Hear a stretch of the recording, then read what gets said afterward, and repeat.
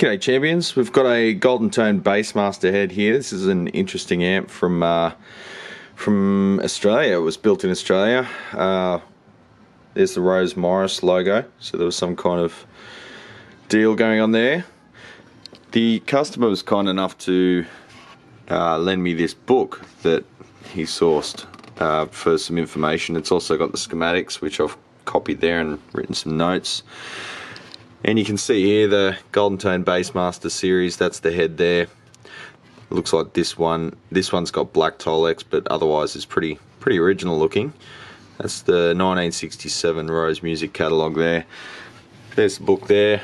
Train Spotter's Guide to Goldentone Amplifiers by Matthew Fitzwilliam. And it's a very well written book. Lots of information there. They had a pretty vast range for how long they were around for, 12 odd years. It was up to like 60 amps, plus they had custom orders floating around as well, so you might run into some of those if they're still around, and maybe there's a bit less information on them. But this is a very good book, and I wouldn't mind getting myself a copy of this actually. I might look for it. So what are we doing? We're just checking over the thing initially. You can see some work's taken place reasonably recently. We've got Epcos radial cap there. We've got a small bypass cap. This is an interesting arrangement here. You've got what appears to be an empty valve socket separated by a bit of threaded rod there to form almost like a sort of tag strip, circular tag strip I guess. To mount the components directly on the valve sockets. I mean, there's nothing wrong with that. We'll carry on with that, but we might retouch some of these solder connections. You can see some work here has taken place to the bias circuit, and it's always a little bit of a concern when the previous tech writes the polarity of the capacitor on there. Means they possibly don't really understand the circuit that much, because anyone who's been in their share of amps wouldn't really need to check that. It would just be second nature. You can see here the solder connections leave a fair bit to be desired. There's melted insulation there. I'd probably like to replace some of them if we can't shorten them up. These diodes here, I'm probably going to replace them with modern equivalents just for reliability's sake. We've got a dual section can cap down here which is riveted. We're going to have to remove that, drill those rivets out, because we're in for a recap. Someone's done a partial recap, but they've just, I don't know if they replaced these for any reason, or if it was just something they had in stock, so they said we'll replace that, and we'll just ignore the others, which seems to happen quite a bit. Because they've left the original bypass cap in there for the output stage, hugging that resistor.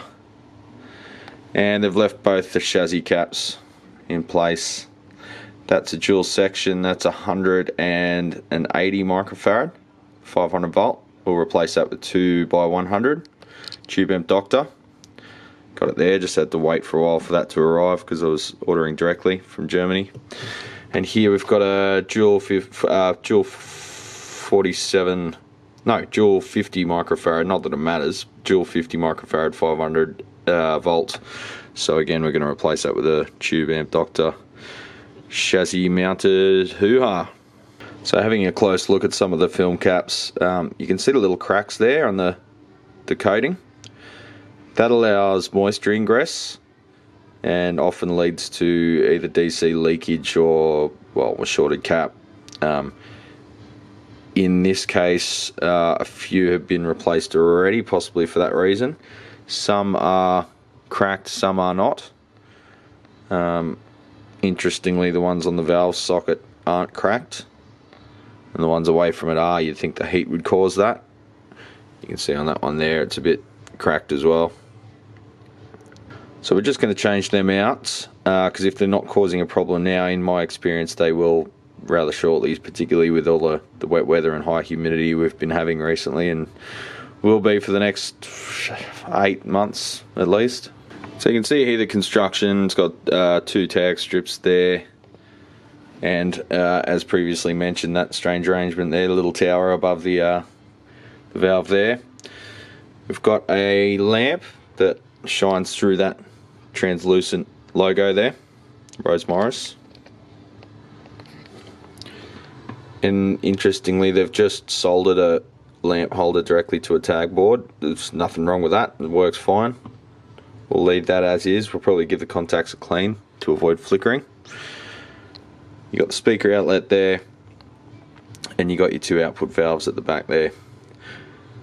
This is solid state rectified, and you've got a fixed bias, non-adjustable bias supply. We have just a grommet there for the mains lead input, which doesn't offer any strain relief. However, there is a saddle down there which is reasonably tight. I'm not a fan of that, so I'm probably going to redo that. And you've got the ground, the chassis ground, going to a sort of semi-star ground here. There's a bunch of ground loops in the thing, which it's not the end of the world, because that bus wire there doesn't really have a lot of loop area, but we could redo some of that. But having said that, the like noise and hum wasn't really an issue. I think it was intermittency more than anything. That could be caused by a few things, but we'll dig in deeper. I do want to put a dedicated chassis ground right at that input, and an actual strain relieving gland on the mains cord. I'll probably just replace the mains cord, because she's getting a bit tired and it's not a safety plug. You can see there the pins are pretty corroded, and it's just one of the old hardware store type plugs. So there's a few little solder splashes and stuff here and there, probably from the rework. I'll just be going over and removing them, because they could come loose and short stuff out. We'll go through and check all the droppers for drift, screen grid resistors, etc., plate loads, all the usual stuff before even firing it up. Another thing that really needs addressing, this is really bad. You've got your choke connections there, going from your two first nodes, B plus and your screen grid, and there's no grommet there. That's probably almost cut through. That's possibly the source of the intermittency and the problems, because that wouldn't have blown the HT fuse, because you had a 20 amp fuse in it. So anywhere a wire passes through, we should have some kind of protection to the wiring. Heat shrinking doesn't work, because it just cuts through the heat shrink. It delays it by like a day. So you see people putting heat shrink on there thinking job done.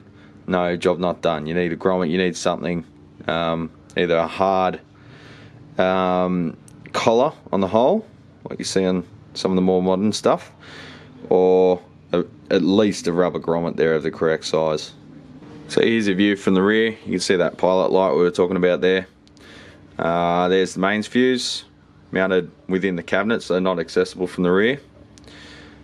Interestingly, they have a power switch, which is just a rotating, like it's just a pot with the usual turn on switch, and on the front it's just got off and on, so anywhere beyond off is on, and that pot doesn't do anything. So that could be a nice way to implement like a master volume on this thing.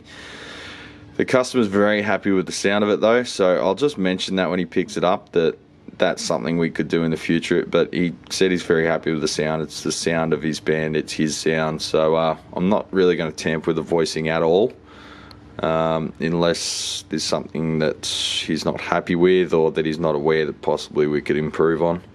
So we've got shielded lines from the input there. That's nice to see. That should help us a little bit with the noise floor when the thing's cranked.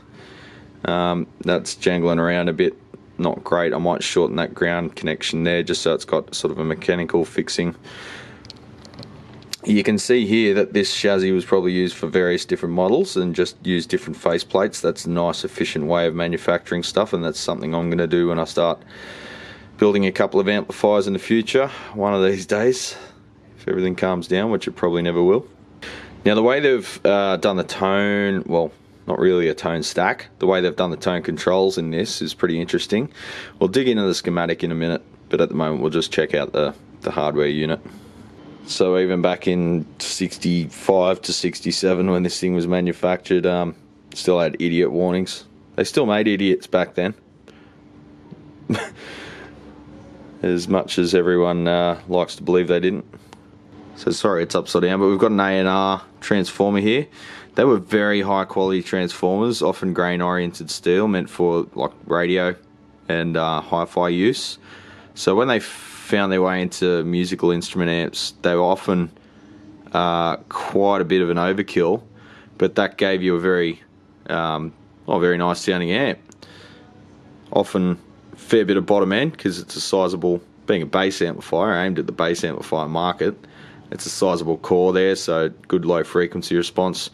You can see there it's got the bell housing there with the two anode caps coming out. So that's the plate connection to the output valves. And yeah, you don't want to be reaching around and accidentally pull one of them off. Some amplifiers of this vintage don't have a Bakelite cover either. They're just literally a cap on the top, almost like what should be a grid cap in an RF tube, which I'll show you right now. I just said tube, didn't I? I don't mean to say tube. You can see here, this is a Radiolet 500M AWA. It's the brand, and it's got a cap on the top of the valve there with an uninsulated connection. That's not the anode. That's the grid of that. That's one of the grids of that valve, and you can see another one back there. So that's nothing to worry about. But you never really know at a glance until you familiarise yourself with the amplifier or radio whether or not that's an anode cap. So you want to be careful of that, and you know, idiot check there's no stray voltages on it before touching it. Duh. So there's the serial number tag, Rose Morris Victoria, Proprietary Limited, Melbourne. Love Melbourne. Get there whenever I can. Beautiful city. No pokies in the pubs yet. It's only a matter of time. Now this socket doesn't look stock. It looks like an aftermarket edition replacement. Probably looks like a cheap early Japanese one. You can see just the rounded nut there. It's not very well machined. It's very thin profile, and it's got that washer there backing it up. So this probably, since there's two holes either side, probably used to have like a phenolic base, or maybe even like an RCA jack, and someone's replaced it at some point, in all likeliness hood. You know what I mean. Those orange wires look a little bit too fresh too, so they'll probably replace them as well. And you can see the little wafer down there, very thin and kind of crappy, and spinning free, so there's no lock washer on there, so we'll replace that with a nice Switchcraft. And here's the HT fuse, so we'll just check that. Oh, yay. Oh, stop doing this, people, please, please, please, please. What's this one? 20 amp. So it doesn't have a HT fuse essentially when you put that in. So if something goes wrong, you can take out your output transformer, your power transformer. You can see under there that cap's pretty loose, made in England. And you can see there the two rivets, which we'll have to drill out and put some can caps with chassis mounted clamps. And there's the other one in there, a bit more firm, probably because it's shorter and hasn't copped a hit like the other one might have.